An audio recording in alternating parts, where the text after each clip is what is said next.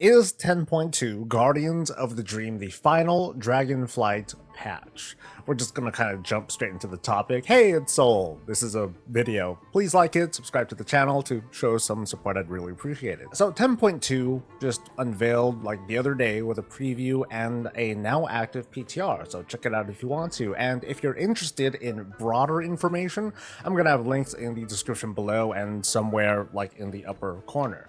Here though, in this video, I want to explore the idea that maybe this is the final major story patch before WoW's 10th expansion, 20 years in the franchise, 30 years of Blizzard.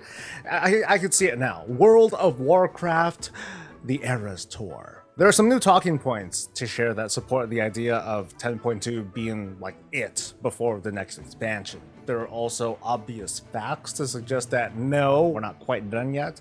We're going to make the case for both. So this is going to be a very both sidesy sorts of video, and I'm going to give my personal take and then open the floor to you down in the comments. So let's get into character, and here goes, I guess. 10.2 is in fact Dragonflight's last major story patch. 100%. The evidence is there, and also when we read between the lines, it's pretty clear that WoW is trying to do something very different, as, well, many things in Dragonflight have been different. First off, creator Mr. GM asked the question pretty directly, and here's how it went. Is 10.2 the last major patch of Dragonflight? Nothing new to announce there. You know, Guardians of the Dream is a major update that we're excited about. There's a new season, a new raid. But what we can say is that this is not the end of the story, right? There's more story to tell after Guardians of the Dream, and we're really excited to see where that takes us.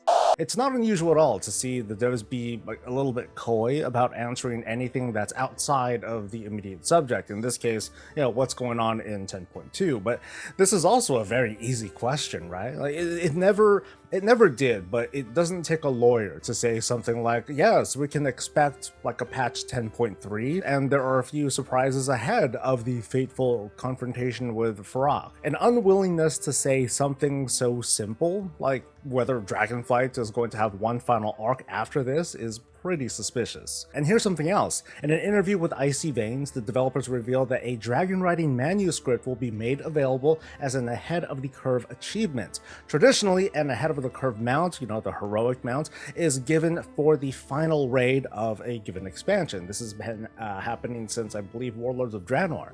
Technically, this isn't a mount, it's a manuscript, but this has still gotten a lot of people's attention thinking that, hey, this might be it for Dragonflight. Also, a Pathfinder achievement is coming in 10.2, allowing old world flying on the Dragon Isles and the Emerald Dream Zone.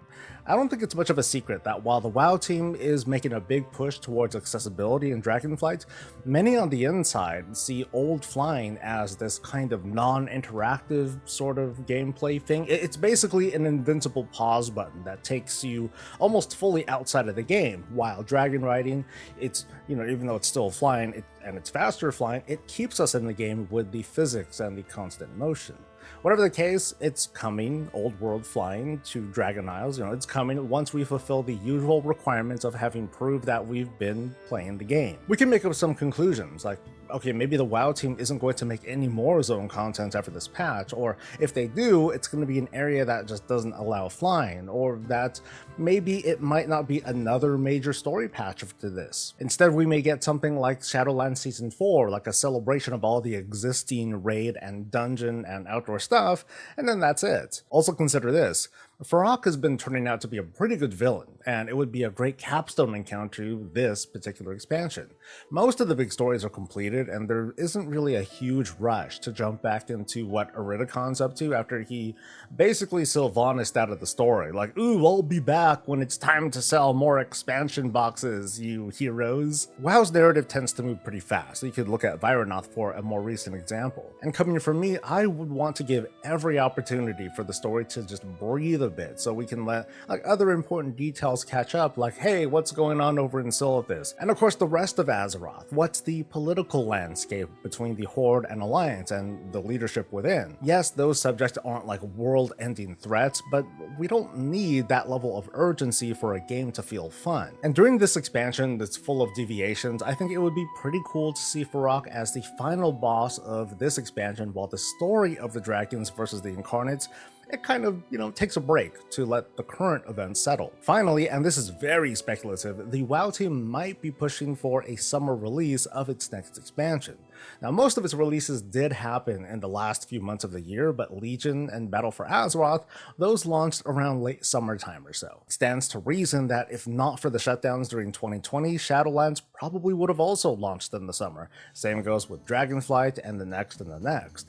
Now, to make that happen, maybe 10.2 is the final major patch. The 0.5 and the 0.7 of that season is going to be like, kind of like saran wrap for whatever loose ends there are. That could be sort of a to be continued, and then after that we can look forward to what's next, when we return to the Maw to help Sylvanas find her long lost love. Oh my god. Okay, let's switch gears and talk about why this is not the final patch of this expansion.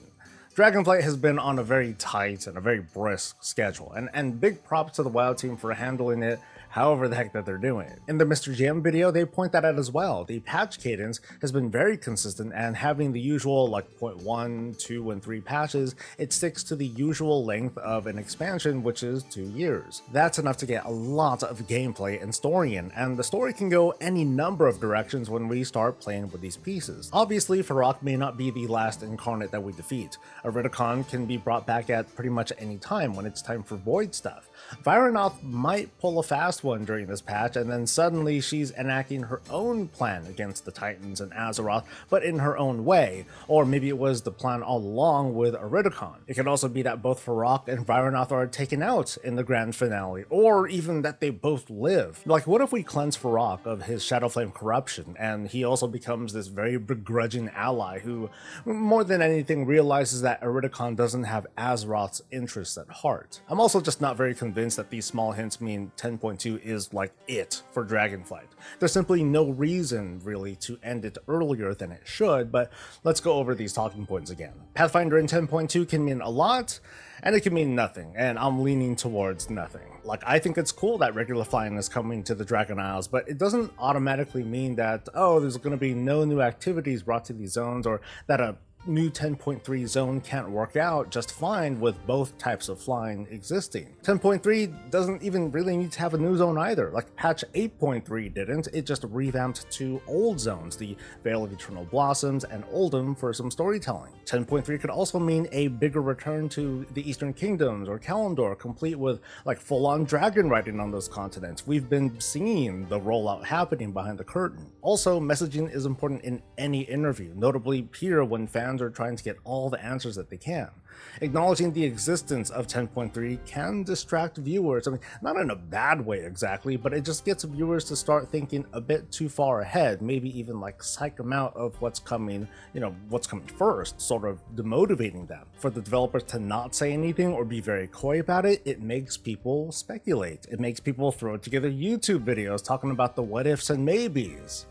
Gotcha. I'm curious to know what you folks think about these little developments, but I'm going to give my actual takes first, thanks. And yes, I do think we're going to have a 10.3, and my logic behind this is pretty straightforward. It's like the schedule just fits. So patch 10.2 is likely to launch between mid-October and mid-November, and past Dragonflight seasons say that Season 3 is going to last for like 5 and some months, give or take a few holidays. That means patch 10.3 and Season 4 is going to drop roughly on April 2024. And another 5 or 6 months after, that's going to be what, August, September? And if they're really baller, they can do a late summer, early fall patch, expansion 11 anyway. There's no lull, there's no extra season, but they can do an extra season, give them enough time to do a launch as late as like November, which would fulfill the 2-year expansion timeline that they're really in love with. Personally, I do think that there's still more story to tell. Like, I find Tierhold to be a really cool and mysterious place that, well, I hope it's deeper than just a few labs and the halls of infusion. Titan stuff is probably my favorite kind of lore in WoW right now, so it's definitely a me thing that I want to stay on the Dragon Isles for like a little bit longer. But that's me, and now you. Share your thoughts in a comment. Do you think that this coming patch is it for Dragonflight? Why or why not? Like the video, subscribe for more coverage, catch me live, and I'll catch you later. Stay safe, stay healthy, and stay breezy.